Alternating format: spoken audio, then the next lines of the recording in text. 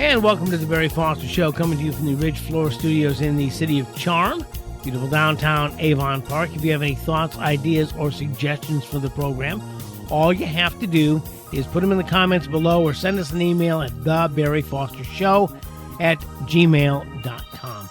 If you need floral arrangements for your New Year's Eve party or for any occasion, Ridge Florist is the place to go. 111 Memorial Drive, just north of the intersection of the Sebring Parkway and Memorial Boulevard in beautiful downtown Sebring. You can give them a call at 863-382-4477 or go online at ridgefloristofsebring.com. John Larsen on the phones with us, not from Pennsylvania, but back in Florida after a long trip back to the Sunshine State. John, we're glad you're in good. You're all in one piece. Oh yes, amen. That's like I said. It's always a good flight when a plane lands and you walk off the plane. That's a good flight, no matter what time it is. Yeah. So yeah. So I'm glad you're back and you're safe. You know, yesterday we talked about last year, 2025. I thought today we would take a look forward to 2026, and I had not realized all the things that are going to be going on for the America's 250th birthday. It's going to start with the patriotic Times Square Ball, where they're going to drop it at midnight to ring in 2026. But then 4 minutes later, they're going to pull it back up again with a red, white, and blue configuration with 2,000 pounds of patriotic confetti and fireworks set to America the Beautiful to kick off the birthday celebration. This is in true Trump style. He does everything in a big way. Oh, absolutely. And I think he's got a lot of things planned for probably the D.C. area and also, and around the country. I think a lot of, I don't know whether many states will do it, but locales are also planning, various kinds of celebration for our 250th and so on. And I'd like to think that, the Tea Party, we'd be able to do, something in celebration of the 250th. Whether it's on the actual that day or the day before or the week before, but some kind of a mini celebration and celebration of the country, for being the United States of America and the greatest country in the world. If it wasn't, why would all the people that have flooded into this country over the past 250 years be here? Yeah, and this is going to be something unusual because there's actually going to be two ball drops. The one, of course, on New Year's Eve, and then another one on July 3rd to kick off July 4th. And it's going to be the same red, white, and blue configuration. And speaking of D.C., they're going to take the Washington Monument and make it into a 250-foot birthday candle using light projection. And that's going to run until January the 5th. So they're going to be doing stuff in D.C. and all across the country. I mean, they've got the Great American State Fair, which is going to be this coming summer, a massive gathering on the mall in Washington, D.C., food, culture, innovations from all 50 states. They have the America Gives program, a national service initiative, which launches on New Year's Day. The goal is to make 2026 the largest year of volunteer hours in American history. They're going to have Patriot Games, which is a national competition for high school kids. The Freedom 250 History Series, which is part of Hillsdale College, which we've had Hillsdale College at the Tea Party before. So there's going to be a lot of opportunities for us to do things with the Tea Party. And I think that kicking off this 250th birthday is the groundwork for making people proud to be Americans again. I mean, I don't think you'll find a more patriotic guy than Donald Trump, and he is going to make patriotism infectious again, I think. Oh, I think definitely so.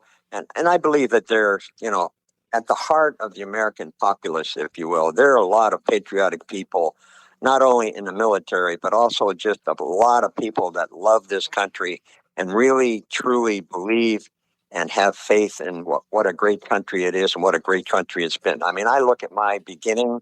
My grandparents came here in 1918 and 1922, and they made a life for themselves. My grandfather had an ornamental iron business with somebody else, and for a number of years, and so on. So I look at that, and that's why I get so, if you will, emotional about illegal immigration, because I know what my grandparents went through to get here. And I look back at what they had to do. They came through Ellis Island. They were quarantined in Ellis Island for 3 days to make sure they had no diseases. They had to have a sponsor to get in, and they couldn't accept, there was no government benefits available to anybody coming into this country back then. And they had to have a bona fide job offer when they got here. Not, I'm going to go look for a job. No, you had to have a bona fide, and my grandfather did. He had a cousin that was already here, and so he had a bona fide job offer when he got here and whatnot. But those are the things they went through for 3 days at Ellis Island. And they couldn't leave Ellis Island until those 3 days were up to get all of this done, to verify, what they had, what they needed, and so on and so forth. So I look at that as my patriotic beginning, and I look at what they had to do in order to get here and then become American citizens.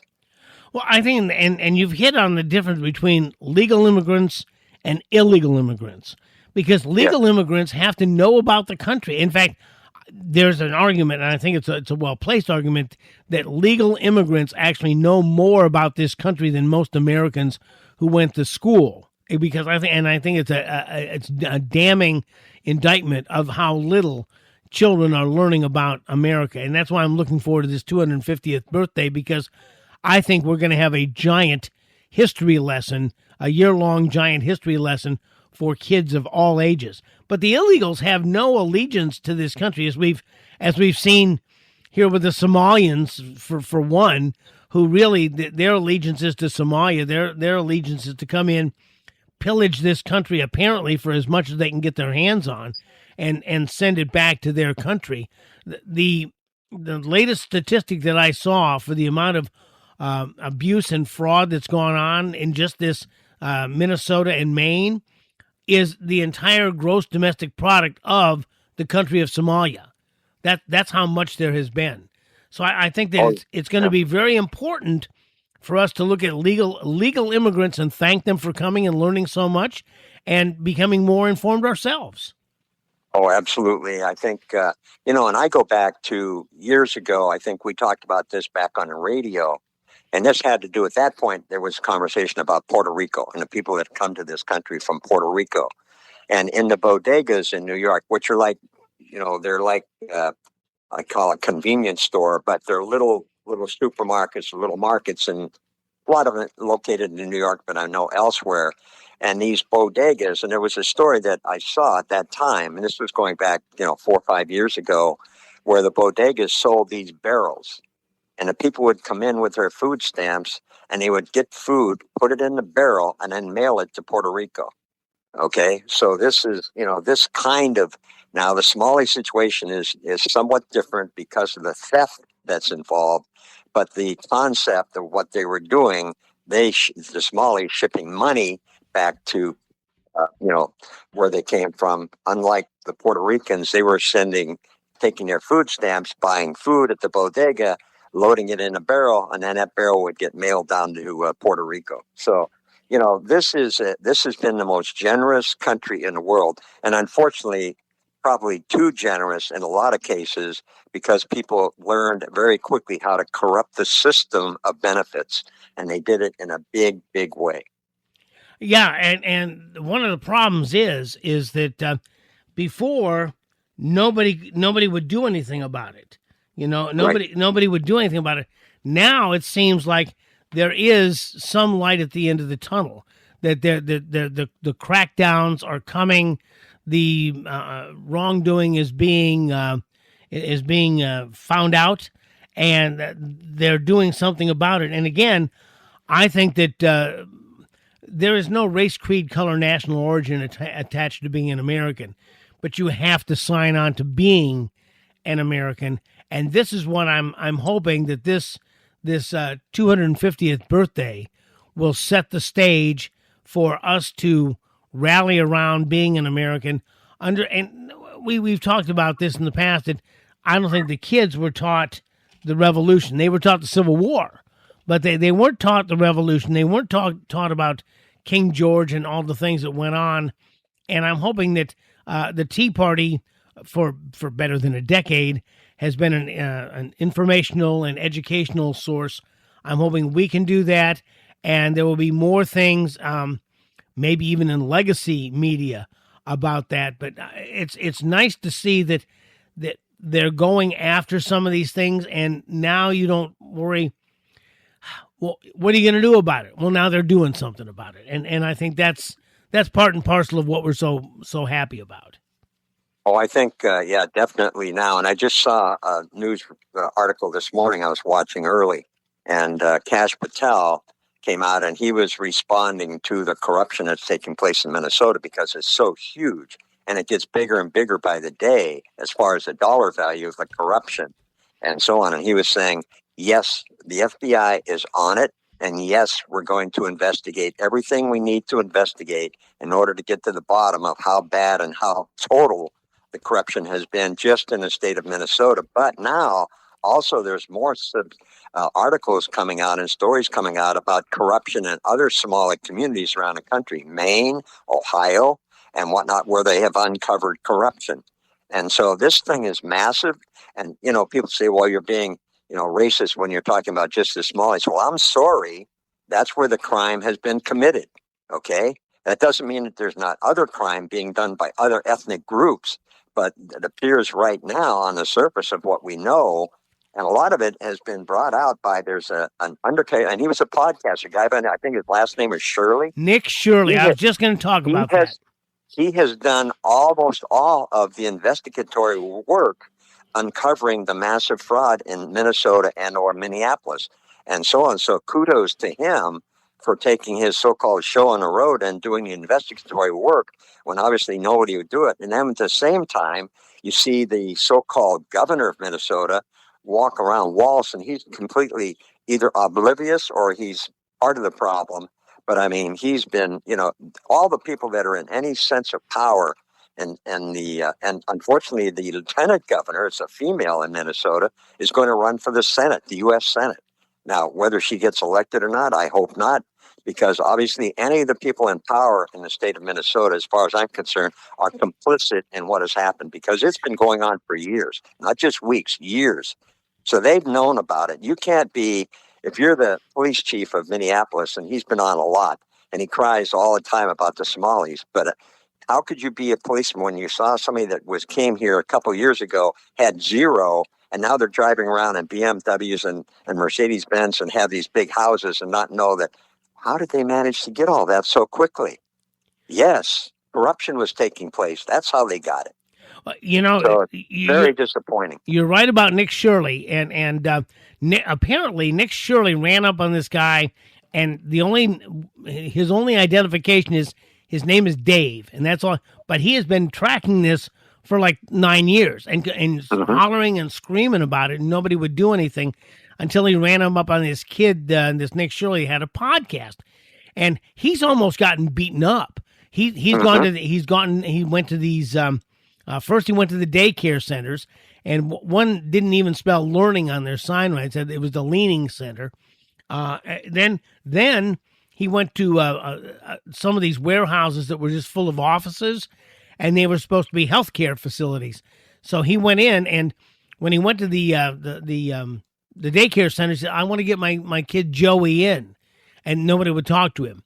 So then he went and he said, "I want to get some healthcare from you guys," and nobody would talk to him. And both times the cops showed up to throw him out, and throw him out. Yes. And he said, he said, look, he said, "I'm just asking about," and he's got the receipts. He's got his video.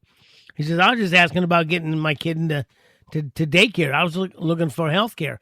And he's uncovered all this stuff, and some pretty big guys threw him out and, followed him. And I would have been rather afraid for my life. In fact, Dave said, these are very violent people, and when you dig into their pocketbook, they're going to be violent.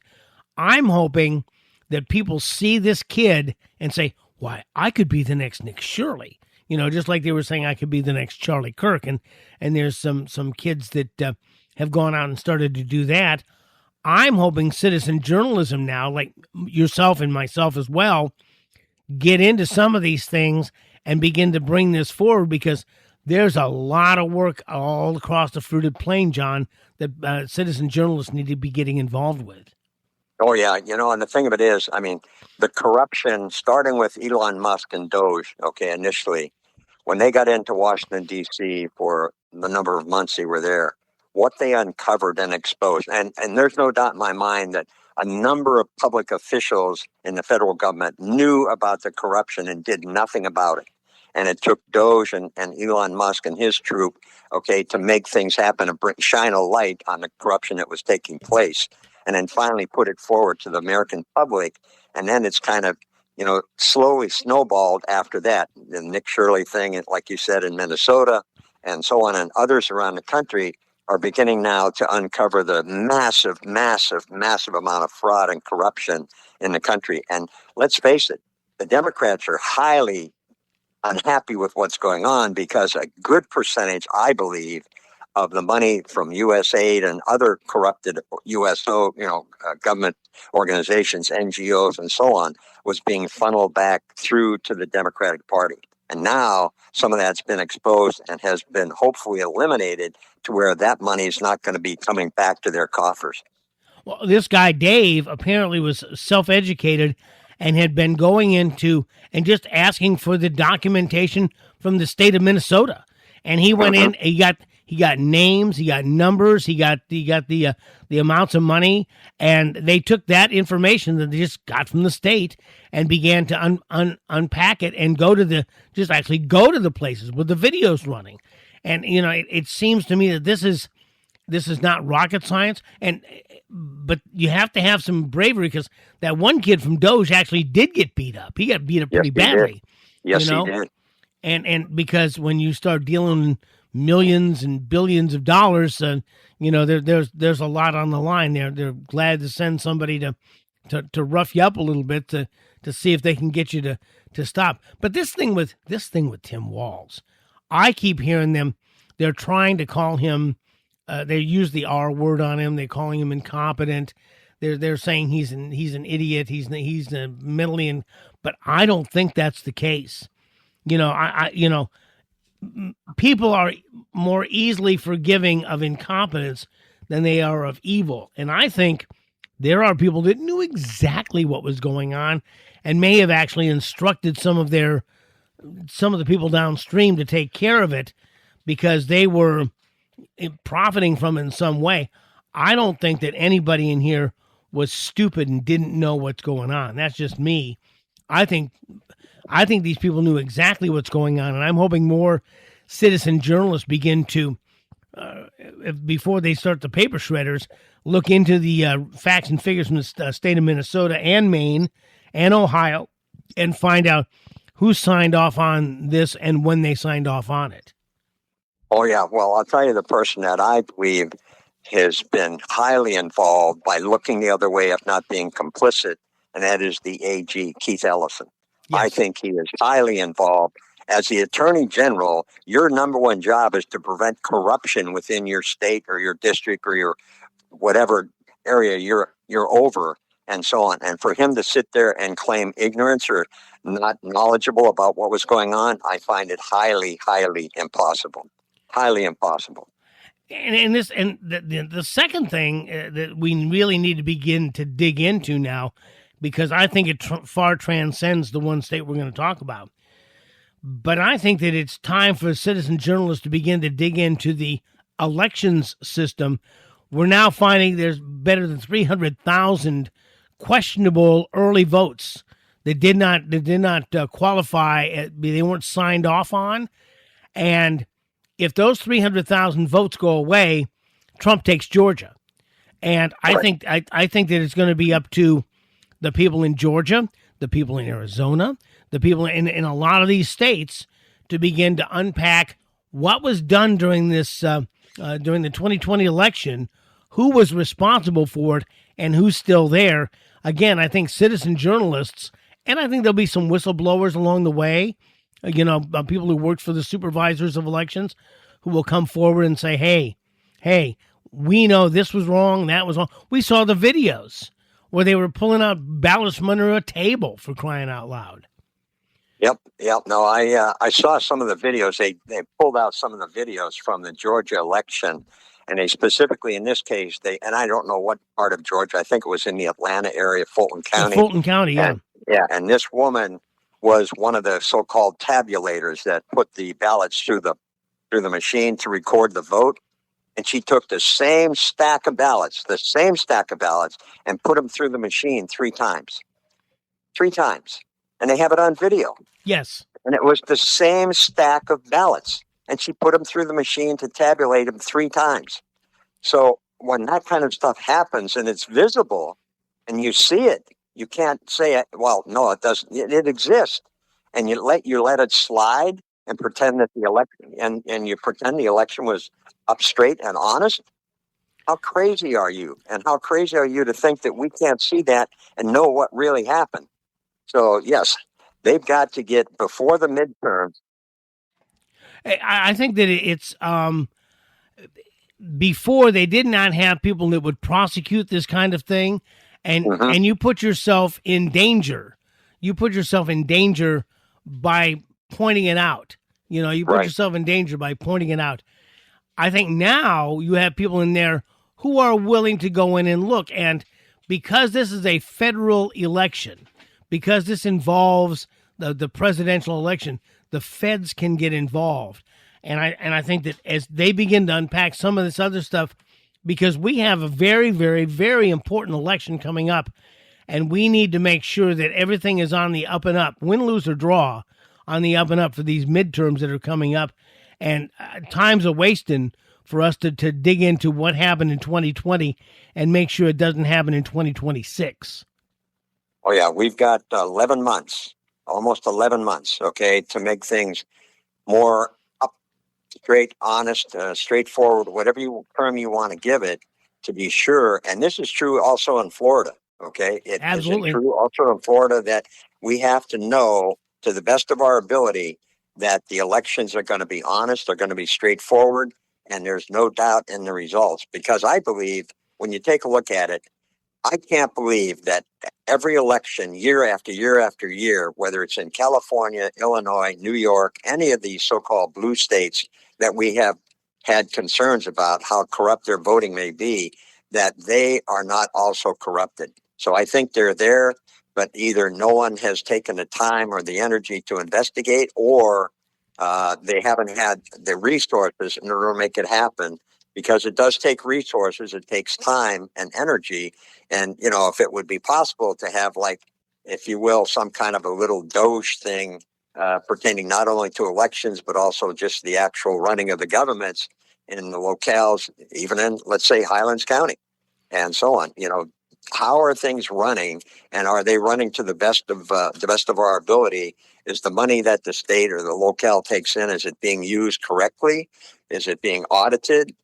Those kind of things. And yeah, it's, I hope there's enough people and resources available around the country to get into these things. But I think these other states are also corrupted in voting, because I just can't believe that year after year after year, it's the same people, that getting the votes, and that the same party keeps winning the election after election. And I know that I've taken time over the last number of years to try to understand the locale and the thought process behind what happens. And yeah, I believe that, what I said the other day, I think is also true. The people that have the resources and the wherewithal to leave these states, because, the cost of living is so dramatically high. Gas in California now, they predict, is going to go between $6 and $8 with refineries that are shutting down and so on. So, I can't believe everybody wants to sit and stay there and live under those conditions. But they have the energy and the wherewithal, and they leave. And then, unfortunately, what's left are the people that, oh, you're Santa Claus, you're going to give me everything. So, yes, I'll vote for you from now till the end of time. I think they're going to find out differently. But, I mean, if you don't think that there were problems here in the Sunshine State, right next door, up in Polk County, our friend Steve Larsen, no direct relation, Steve Larsen, and our friends Royal Brown and Glenda White had gone in Polk County and found all kinds of inconsistencies. There were people registered to addresses that didn't exist. There was 40 and 50 people registered to one address, which turned out just to be a house someplace. They went through and they found all kinds of irregularities. Did it affect the election? I don't know. It's back in the former administration where they were just sending out ballots willy-nilly to anybody who wanted to fill one out. And so I think that we need to have citizen journalists and people who will just take some of these things. And we've had on this program Raj Doraisamy from Defend Florida, who's found much of the same things in other places around the Sunshine State. It's going to be up to the people who are listening in Florida and who people are listening to this in other states to begin to do some of this research themselves, run up on podcasters, and make sure that the people who have overseen inconsistencies and are ferreted out, so we can get people to make sure that these upcoming elections are going to be fair, because I know that I've said this for the past decade. This next election is going to be one of the most important in the history of this country, and it is. Oh, absolutely. And the thing of it is, I got Kathy Chamberlain's book, Rules for Rhinos, yes, when she was there about a month ago. And I've had an opportunity to do some reading in that book. And I will tell you, when you read it, you become very, I'll call the word again, frustrated, because when you take a look at the so-called Republicans that have an R behind their name on the ballot, okay, how complicit they have been in some of the skullduggery that's taking place in the state of Florida. And that's very disappointing, but it's very frustrating, but also it's very educational. It begins to open your eyes and to really, not everybody on the outside is the same person that you see on the inside. Yeah, and we talked about this with a couple of other representatives. Talking is one thing, voting is another thing, and it's going to be up to us to make sure that we have a party that represents the people. I saw an old clip from Charley Kirk talking about his Turning Point movement, and saying that this was one of the most important movements in the history of the United States. Gen X is the most church attending and one of the most conservative generations ever in the history of the United States. So it's up to us to reach out to those kids, and I use that term with all love, but to reach out to them, because this is not a Republican thing. It's not a Democrat thing. It's the people versus the oligarchs.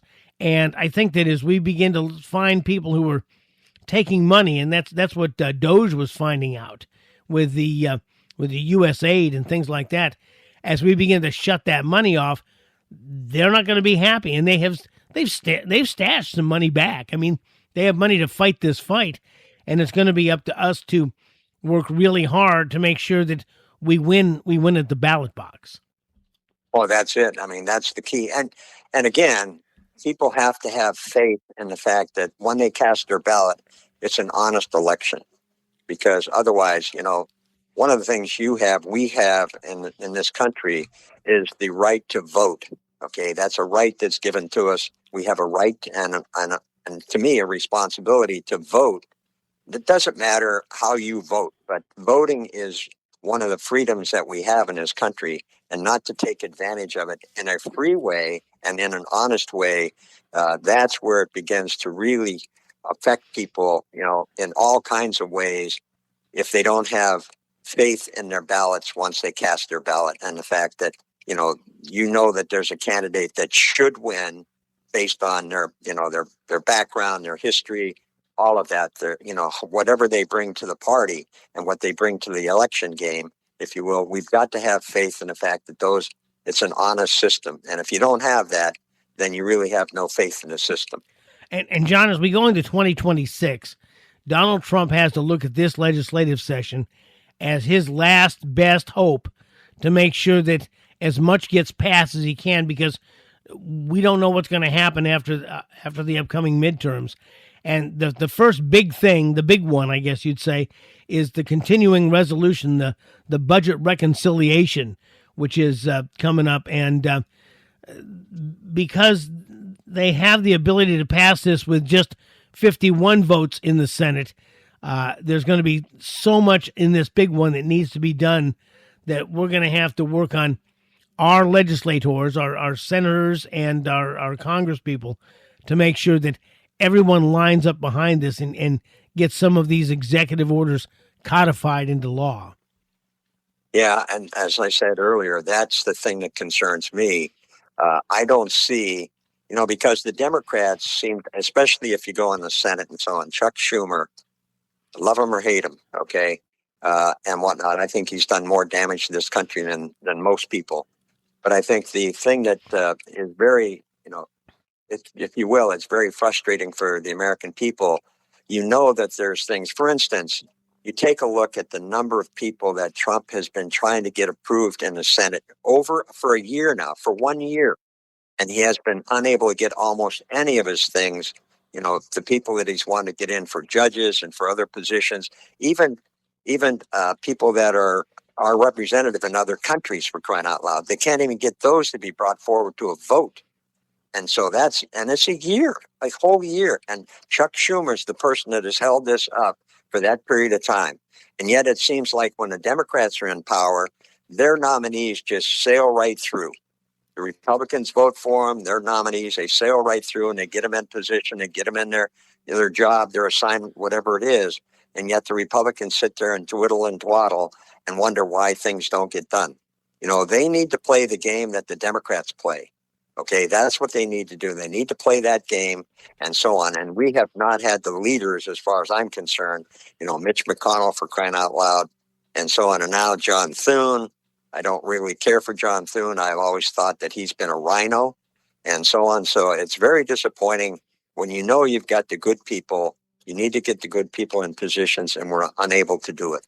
Well, yeah, I mean, there's like Doge we talked about earlier. They have these spending cuts, $163 billion for non-defense spending. It's about cutting it by almost 25%. Okay, that needs to be codified into law. Repealing the remaining green energy tax credits from the 2022 Inflation Reduction Act, so-called. They need to codify that into law. Shifting the priorities, moving away from like mass transit and electric vehicle charging stations and going on into more traditional and infrastructure like bridge repairs, stuff like that. I mean, there are so many things that we need to do and need to get passed, and we don't, John. One of the reasons the Democrats do so well is they have the deep state with them. We don't have the deep state with us, and that's part of the big fight. And these folks don't have any reasonable expectation they're going to get unseated. I've said this for many years. You would be surprised how amenable and how friendly some of these legislators become when they have meaningful opposition against them and they're up for re-election. All of a sudden, they can't wait to help you out. They once they're elected, it's 3 years till the next election, they don't return your calls. But so it's going to be up to us to begin to look for candidates and to push them and to find people who will help us in this quest. Oh, absolutely. I mean, it's interesting. I've taken a look at it because I get almost more information sent to me by Greg Steube, who was our previous congressman, than I do the current congressman, Scott Franklin. Yes. Okay. I mean, he has been non-existent in Highlands County, other than to come here for maybe a fundraiser of some kind, but to come down and speak to the people in any meaningful way, not once that I'm aware of. And he's been in office now, this is his second or third term, and so on. So it's very disappointing. And this is what I think frustrates a lot of people, and why people, if it's not a presidential election, sit back and say, it's not worth it. I vote for these guys and they get nothing done, so I'm not even going to bother to vote. And that's the other thing that happens when you have so-called inactive, representatives, if you will, your representative, whether it's local or state or federal, if they don't respond to you in any meaningful way, then the next time around, you're going to say, why should I bother? Yes. Yeah. And that's why it's going to take looking for, and I've said this about candidates before, but you have to have three things for a candidate. Number one, you have to have somebody who is who agrees with you, who is, in our case, is a rock rib conservative, and number two, somebody who is arguably is electable. You know, somebody who has experience, has some name recognition, somebody who think that if you ran them for office, they actually might be able to win.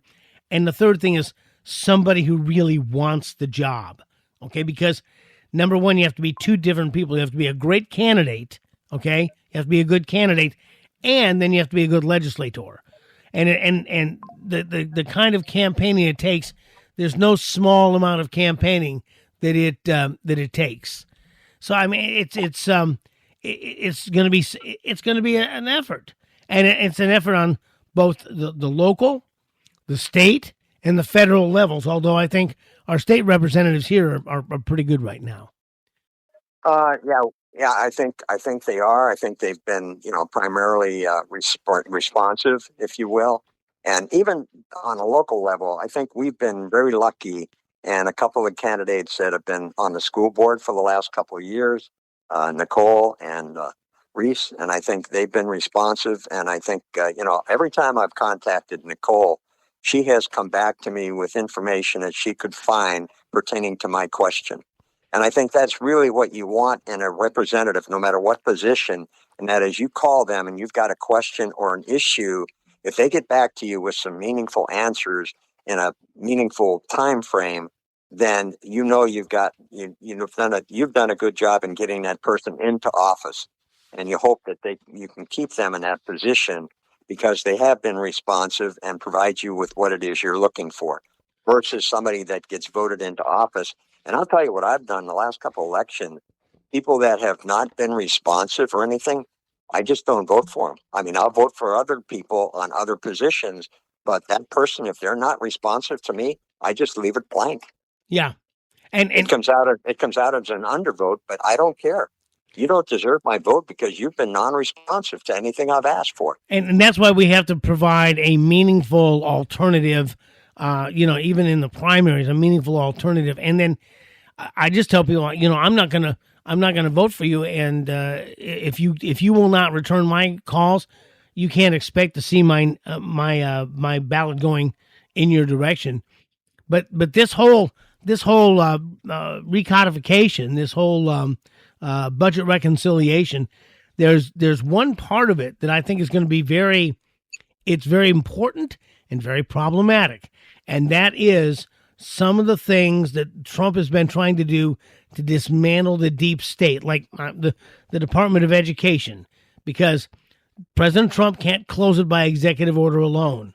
Okay, but under the legislation, they can convert that $280 billion budget that runs the Department of Education into block grants that go to the state. They can do that. Okay, you've got the National Defense Authorization Act, which was signed into law in December of this year, and that will include a major shift toward portfolio-based buying, allowing the military to buy tech from startups and commercial companies faster, and the expansion of the Space Force. But this stuff has to pass the House, and it has to pass the Senate. And it's going to take, I think, us not only reaching out to our legislators, but reaching out to our friends and neighbors. And I know you have friends and relatives that live in other states. So do I. We're going to have to reach out to them and say, look, you're going to need to do some of this stuff. And if you need help, I can help you. I can send you a letter. I can send you an email. I can send you a script for a phone call to call and begin making to some of these people to see if we can get them to move in the direction that needs to be done to get these things passed during this legislative session. Well, it might be thinking about that. It might be a good idea if there's ways that we can do this. But if we were to take, let's say we've got a hot button issue that the majority of the people in the Tea Party are in favor of making sure it happens or whatever. In other words, try to get some of those folks together during so-called office hours to call that particular congressman or senator's office, okay, and just leave a message about your feelings on either yes or no on a candidate, on an issue, on an expenditure, whatever it is that we're in favor of making sure it happens, and getting those people, because like we've heard from politicians, and I know you and I have talked about it, others have talked about it, and that is, when people in office get a number of phone calls from constituents about a specific issue, they all of a sudden start paying some attention to it. Yes, and it's gonna take us not only making those calls, but bringing these issues to the forefront. We talked a little bit about Nick Shirley and his buddy Dave earlier. I think that there's going to be people say they've come up with an issue that's of great importance to them, and so we'll say, hey, look, if you want to take the lead on this, we'll help you find the information you need to find. We'll get you in that direction, so you can bring that information back to us, and we can lobby in that direction. And in fact, in the Tea Party, we have a lady who has vowed in 2026 to lead a cadre of people to make phone calls, learn how to make phone calls, and teach other people how to do it as well. So I'm hoping that people like Nick Shirley, people that are inspired by the assassination of Charley Kirk, people who are now feel empowered at some level, will start moving in that direction. Yeah, because, the easiest thing in the world to do is to, call somebody's office. Yes, you may leave a recorded message. That may be what happens to you. You don't talk to a physical human being, okay, but you can leave a voicemail. And then if you want to try back again the next day or the next 2 hours or whatever, and see if ultimately somebody doesn't answer the phone. But if they get a number of calls on a specific issue, okay, all of a sudden, and that message gets passed on to the candidate, okay, or to the person in power and whatnot, they start saying, wow, you mean we got 25 calls on this issue? That's something I need to be paying attention to, or I need to get involved in, or maybe actually vote for or vote against, whatever the concern is.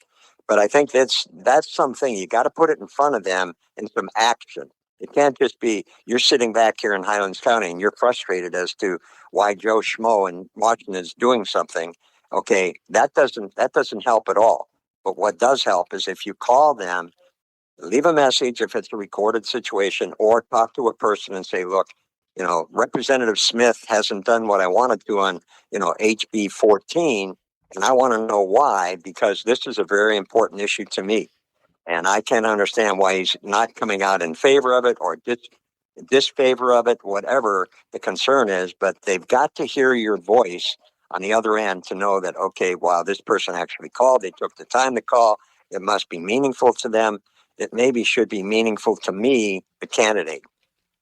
Well, John, President Trump wants to see these things accomplished. And I think organizations like we have and other organizations that are out there who want to support that kind of effort will get some kind of backing from the White House. I'm sure that if we were to reach out, and you and I know a guy who knows a guy who may know a guy who may know Donald Trump, okay, that we reach out to them and say, look, we are going to try to help with this budget reconciliation. We're going to start lobbying different folks. How do we go about this? Where do we get support for this? And if they think that they've got some boots on the ground that'll do this, some regular, everyday Joe six-pack Americans and Jane six-pack Americans who will do this kind of thing, I'm sure that we can get support. Not to mention some of these organizations that are both above and below the surface. I mean, Defend Florida is one of them if you want to see things done in Florida, but there are other like organizations, and we've had a number of their spokespeople come on the Tea Party and talk to move these kinds of things forward. If you want to go, you want to have some reasonable expectation that you'll have some training to do this, some friends that'll do this, get together with like-minded individuals that'll do this. can either A, get you incorporated with those people, or B, you can start it yourself. Nick Shirley took this on himself. I mean, he didn't even start his own news service. They kept saying, "Who are you representing?" He says, "I'm representing Nick Shirley. I'm just me. I'm just asking some questions here." And and I think that we can either A, get people involved, say, "Well, I'm with the Highlands Tea Party," or I'm just Barry Foster asking some questions here.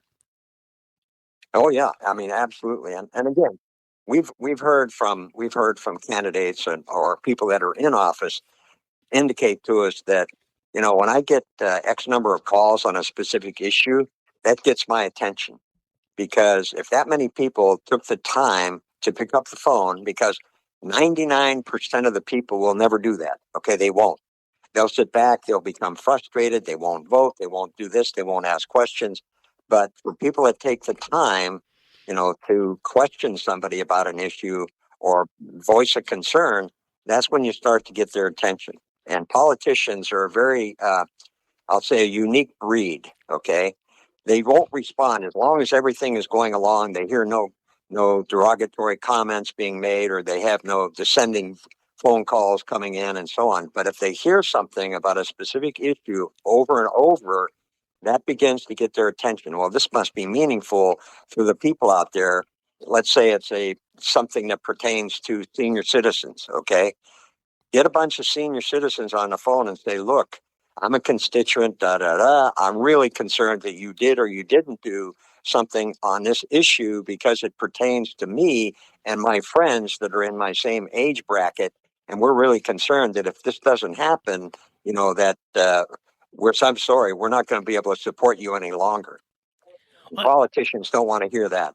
And John, as we begin to move into 2026, I think that the future is as bright as it's been in quite some long time, that things are moving forward, and we may actually begin to see some things happen. Like this whole thing with the Somalis. And I was thinking it's not going to be a big thing. It's going to be some stupid little thing. And I think that this thing with the Somalis is a good start of finding out waste, fraud, and abuse and beginning to widen that out. What's happening with the elections in Fulton County, Georgia, there in Atlanta, I think that as this begins to get unpacked, I think people are now going to get some reasonable expectation that things are getting set back on the right keel. Donald Trump has moved, as we talked about yesterday, at lightning speed, at Trump speed, to get things accomplished, and he has done more in 11 months than a lot of presidents have done in 8 years. And I think that this is the time, and then with the 250th birthday, and it's going to be everything from this dropping of the ball twice at Times Square to the redesigned money that the U.S. Mint's going to be putting out. They're going to redesign the quarter, the dime, and the nickel, not the penny. Penny's going to be gone, but they're going to redesign that as part of this 250th birthday.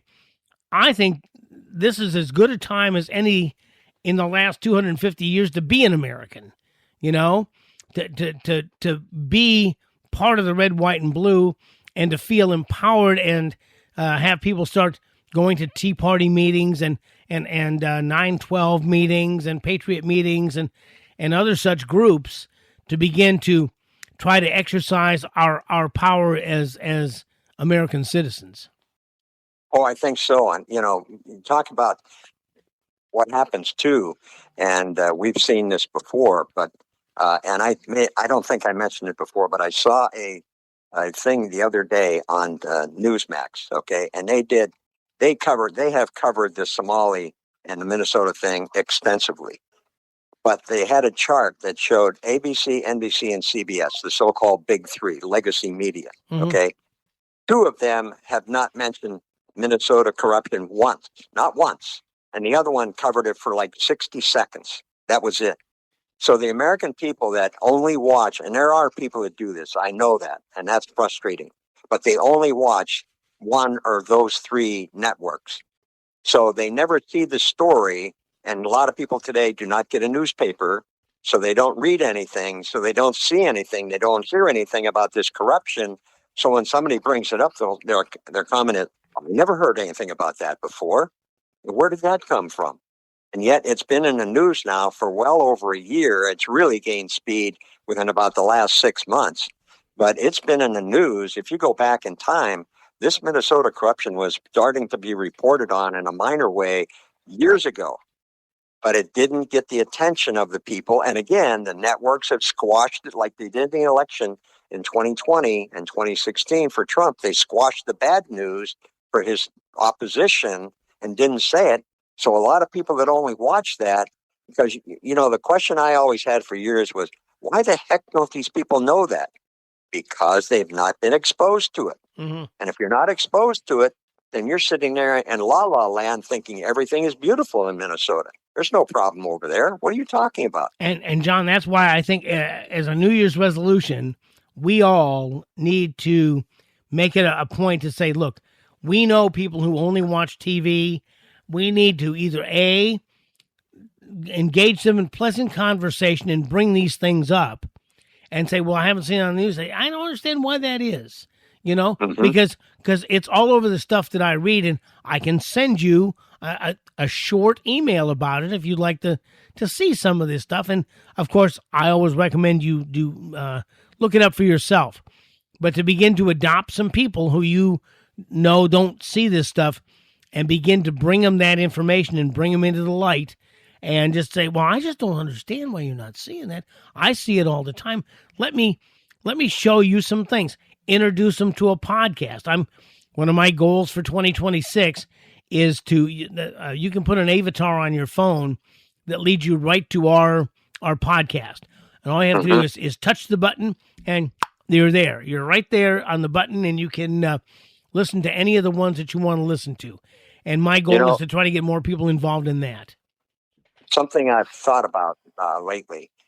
You don't get the paper, I don't think, right? I do not know. I do. Okay. Well, anyhow, starting back maybe about a year ago, on the front page of the paper now, every day that they deliver it, okay, there's a little stick-on thing there. It's maybe about 3x4, right. 2x4 size-wise. And most of it is advertising, Joe's Lawn Service, here's my phone number, here, blah, blah, blah, this kind of thing. I wonder, and I have no idea what the cost of these things are, but anyhow, I wonder about one of those stick-on things on the paper, broadcasting and advertising the podcast. John, we're going to talk about that. You may be in charge of that committee, but we'll take a look and see. We'll take a look and see what that costs, because I think it's time that people begin to transition to the new media and talk about and hear about some of the things that they'd like to look into themselves. I really see 2026 as a bright spot. It's our last best chance, and I think this is the perfect storm. I think the conditions from the kickoff of the 250th birthday to all the things that are coming up with this continuing resolution, I think it's the beginning of great things to come. Well, there's no, everything that from what they've said and the people in the know about the so-called big beautiful bill, a lot of that is destined to be kicked in 2026.